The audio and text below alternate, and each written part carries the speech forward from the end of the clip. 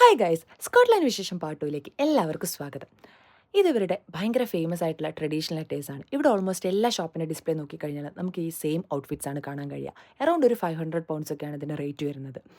അങ്ങനെ നമ്മൾ നേരെ നടന്ന് കണ്ടുകൊണ്ടിരിക്കുകയാണ്. ഇതെല്ലാം റോയൽ മെയിലിൻ്റെ പാട്ടാണ് കേട്ടോ. എത്ര നടന്നിട്ടും തീരുന്നുണ്ടായിരുന്നില്ല, അത്രയ്ക്ക് നടക്കാനുണ്ടായിരുന്നു.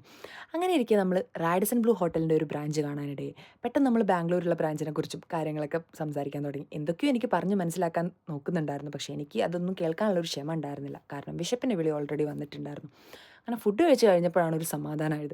നേരെ നമ്മൾ അപ്പാർട്ട്മെൻറ്റിലേക്ക് പോയി ഒന്ന് ഫ്രഷപ്പായി ഡ്രസ്സെല്ലാം മാറ്റി നേരെ വന്നിട്ട് അടുത്ത സ്പോട്ടിലേക്ക് ഇറങ്ങാമെന്ന് കരുതി.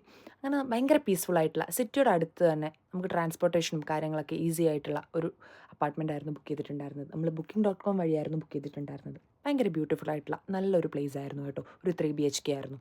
അങ്ങനെ നമ്മൾ നേരെ ഡ്രസ്സപ്പ് ചെയ്ത് സെറ്റ് ചെയ്തിട്ട് അടുത്ത സ്പോട്ടിലേക്ക് ഇറങ്ങുന്നവരെ ബായ്.